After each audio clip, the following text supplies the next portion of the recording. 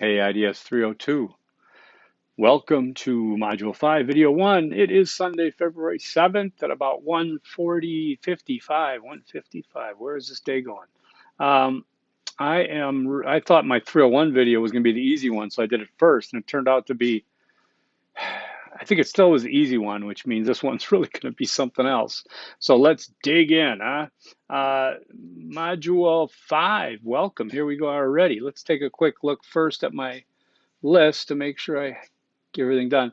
Again, hodgepodge of observations I made. Remember to capitalize the disciplines.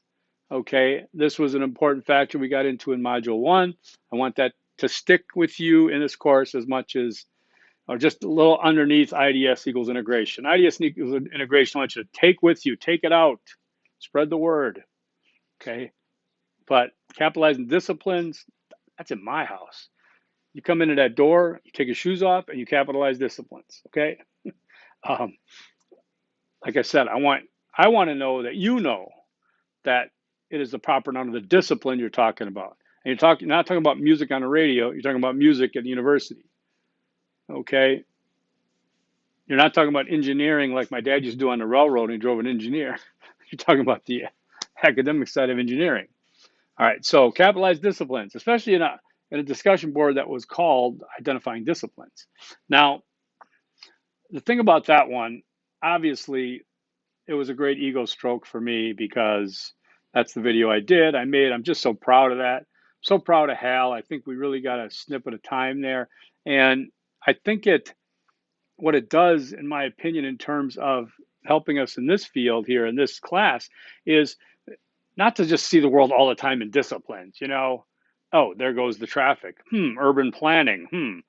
Sustainability, exhaust climate, no, but it does allow you to expand your view of the world and news and knowledge in ways that is better structured, you know, and not like, the animals. Okay, so you get to see these things. So if we're looking at that video of Hal, you're seeing things. Yes, you saw things about history, you saw Jewish studies, you saw um, art, saw music, all capitalized, all these things, okay? You saw all this stuff. Some people saw the geography of things going on, okay? Um, and then the trickiest ones, I'll tell you what they are, okay? The one that I only see from film majors is film or some type of production, video production, things like that. And it's definitely a part of that.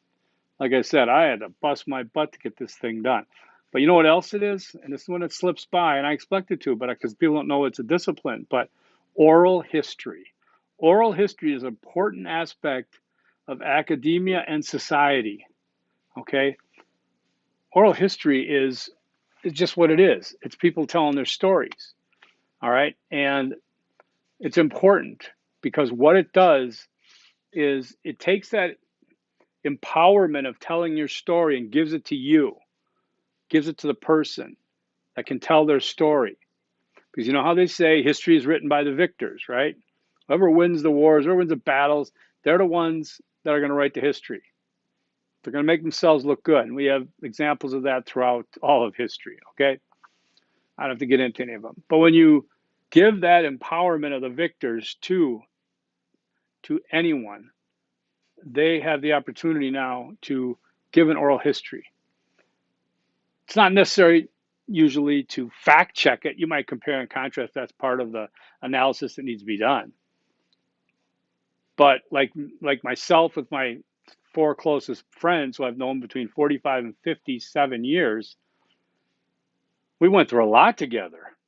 And we joke now because we'll sit down and play cards, go golfing, whatever, and start talking about, yeah, remember that time? And I swear to God, four of us will have four different memories. We don't know which one is right. We're like, oh my God, am I integrating my timeline and things?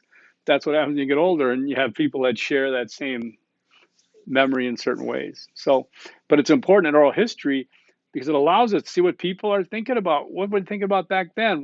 How they experienced these things? And it's usually it's usually the conquered or the minority that this benefits greatly. Okay, because the old white guys, we've already written the history of things. But what do you have to say as women or I forget what the word is, populations, unsupported populations, or LGBTQT, or people that have different experiences have something to say about that. Okay, so it's important to get oral history, in my opinion. Hal hit his oral history. Yes, I only have the one photo of him with Willie Nelson. Everything else could be BS. I don't think it is, because I've heard him tell his stories half a dozen times and he's never wavered. Okay, so he's told me some more even bigger whoppers too. That we've always laughed about doing volume 2, because it's the incomplete stories of an irregular guy. Um, but I just wanted to point that out too, to think of that oral history. You'll see PBS as like an oral history truck that goes around. People step into it and just tell their story. It's pretty cool, actually. And there's all kinds of oral history organizations and things out there. Okay, so I thought that was pretty cool, and I really am glad you guys dig that assignment. For the most part, that's what I felt from the vibe there. People enjoyed viewing it. They thought Hal was he is an irregular guy, but it just shows, people caught business as a discipline in there, because Hal's a businessman. He's a hustler. He's we got this hustle economy, the gig economy. You call it what you want. Hal's been in it for a long time, and it's benefited him in terms of life experience and such. And now he's up in a mountain in Maui with 2 Harley motorcycles. It's crazy. Okay. I want to talk about a couple links that I'm going to put in the announcement. One of them is called theconversation.com. I continue to get emails from Maureen Rowan, Dean Dwayne Rowan's wife, who she sends them out to the faculty, and they're looking for experts who know something about this, something about that, something about it, all contemporary issues or things that are really interesting. Finally, I wrote her back and I said, where is this being compiled and presented? Because I missed that email. She said, oh, here you go. She goes, it's called The Conversation. So check it out. It's very interesting in that one of the important aspects of it, I think it's called The Conversation. And then in small print, it is academic rigor, journalistic flair. Okay, so that's an interesting little tidbit there. If you can see, you can't see that up in the top over there underneath The Conversation. Academic rigor, and that's what we talk about in flair. So it's a really cool newsletter I've been getting now. I'll include a link to that. All right, then we've got one article from there, theconversation.com. It talks about this mRNA research. Okay, 4 things about mRNA COVID vaccines researchers still want to find out. And one of the things on here that really struck me, they were making the 4 things about it. Let's see. Okay, so there was something in here. Where did I copy it? Maybe. Yes. Okay. And this is key, because I remember I talk about this this format of research papers and things like that, and what you will see in many cases, and what you are free to use as you wrap your paper up at the end. Okay. This says here. It says at the end of this, while more research will be needed to understand self-amplifying mRNA vaccines, this could reduce costs as less material is needed. See how they tied that up? While more research will be needed. Okay, they understand that that's what you do. You tag off. Okay, so that's a good thing. Now I found another link. It's called Eat This, Not That website, and it says one major side effect of walking every day, says new study.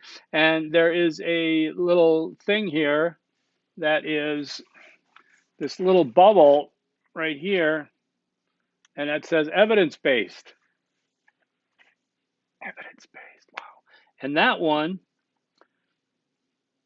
quote, besides the well-known effects on physical health, a greater degree of everyday bodily movement is associated with higher levels of positivity and subjective well-being and better creative cognition. This study represents a first step to investigate this complex relationship in everyday life. Okay, this is what research does. Doesn't say this proves anything. It represents a first step to investigate. Okay. So I thought you'd like those. I do. So Easter egg number one is back to the oldie but goodie, capitalize the disciplines. Capitalize disciplines. Okay. All right, there's going to be a delay for video two. I'm not going to do it till probably Thursday. I'll be away all day Wednesday at Mayo Clinic. Oh, and I'm not visiting anyone. They're going to have to visit me. No, I'm hoping I get home that evening. That's the plan, anyways. But in the meantime, I'll be looking and reviewing things tomorrow. I know step twos are coming in. I'll look at things Tuesday. I'll start be getting crankier and crankier, so I'll try not to look at too much because it's about fasting and all kinds of crazy stuff. I got a two different procedures on Wednesday, and so that's going to take me out. And I got a hand appointment doctor on Tuesday, so it's going to be a delay. You still feel free to email me though. I love getting emails. Keep your cards and letters coming. Okay, now talking about wow, did I talk to? I hope I didn't talk to 301 about a. Wait a second. I'm hoping I didn't talk about 301, identifying disciplines. No, we did fine. Okay.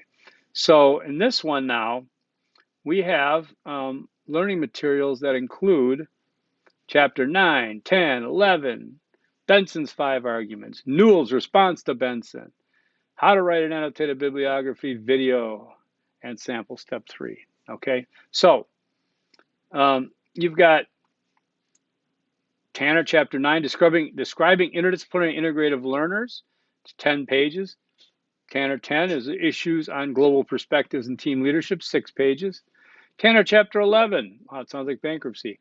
Constructing interdisciplinarity, optional, 8 pages. I don't know why it's optional. Okay, Benson's 5 arguments against IDS. Look at that. It's about 7 pages.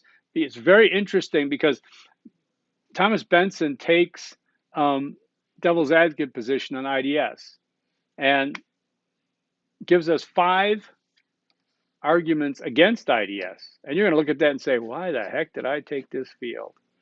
But then you're going to read Newell's response to Benson, which is double the length. Then you're going to say, that's why I took it. We win. Okay, so then you'll see how to write an annotated bibliography. It's 4 minutes and 42 seconds.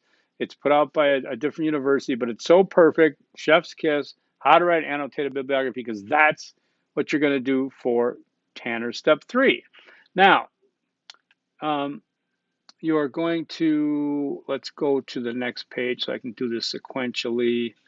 Okay, your primary data collection. To conduct actual research, this is a primer for getting going on your survey. You're not required to start anything, but I'm going to add sites to this. I used to have SurveyMonkey on there. Survey sites I'm going to add are going to be Survey Planet, Survey Legend, and Google Forms. I think I'll do a video on each one, really, depending on what you want to choose. So you check them out. They're free, and that's what you'll be using. And I'm going to probably Thursday or Friday, I'll be either making these videos about how to do a survey, or I reserve the right to bombard you with videos this weekend, okay, on how to make your survey and such and such. But you don't have to watch the one that is appropriate. So if you're doing a Google Form survey, you don't have to watch the other two, et cetera, right? Okay. So I want you to start thinking about that. Okay, so now we got video 2, and then we got a discussion board, which is very important. I don't know why I have notes in here from, I have notes in here from an announcement I sent out last class, because I put a sample in here. So I'll get rid of this. Let me get rid of this. I don't want to confuse anybody, but I wanted to get an example up. Okay, so for this discussion, what you're doing again is pumping the primer, priming the pump. I know I can do it.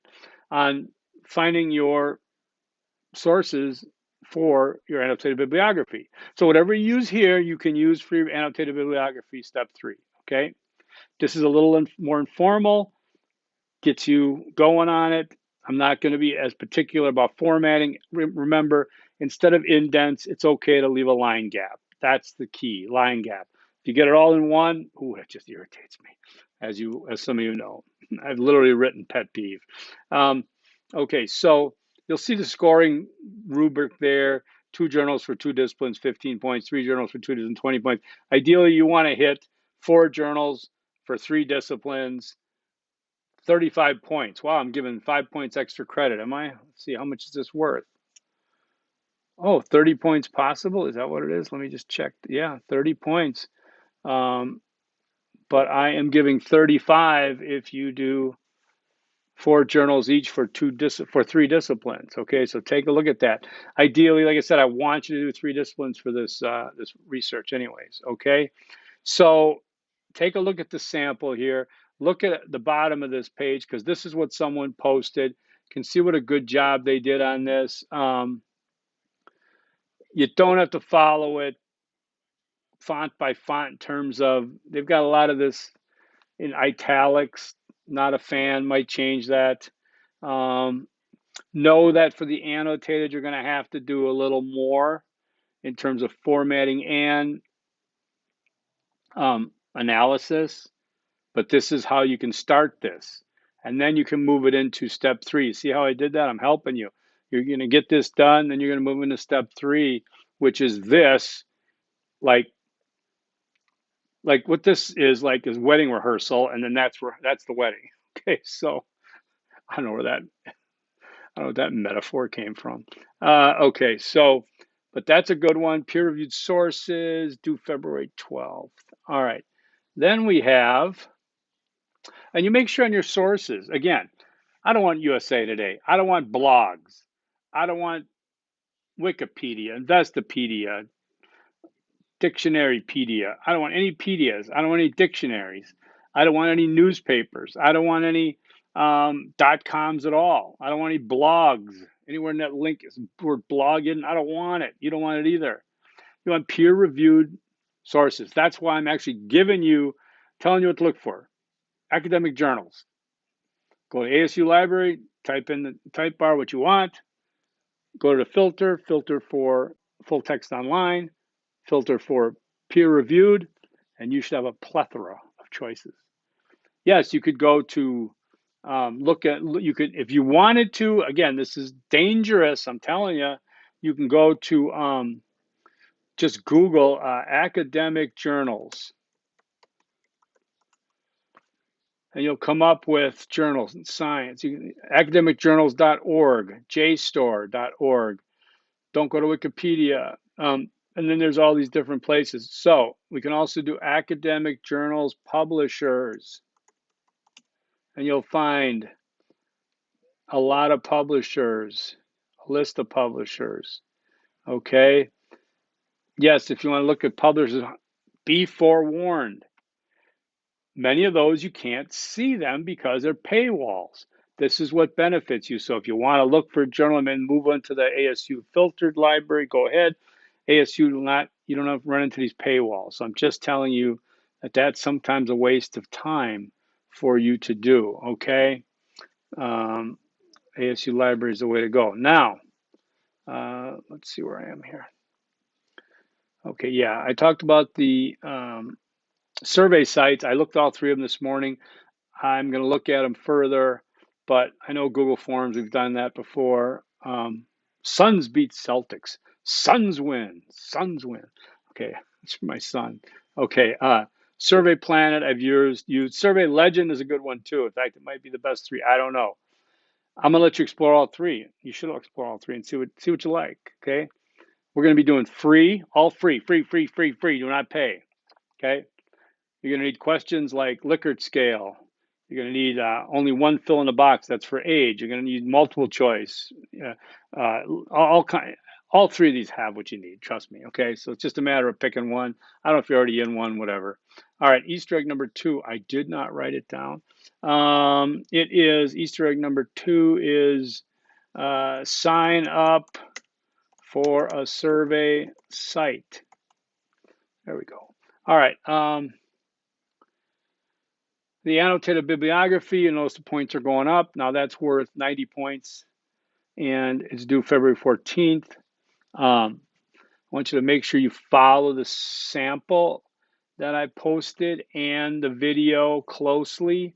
There's a sample right there in the in the page for annotated bibliography. I'm opening it up. Yeah, the only thing I'm missing that I would have liked here is the header. Put it up in a header. Put the name up in a header. Your name. I don't need my name on there. I know I am. Okay. So here somebody did want anthropology and a bunch of sources on psychology also, sociology.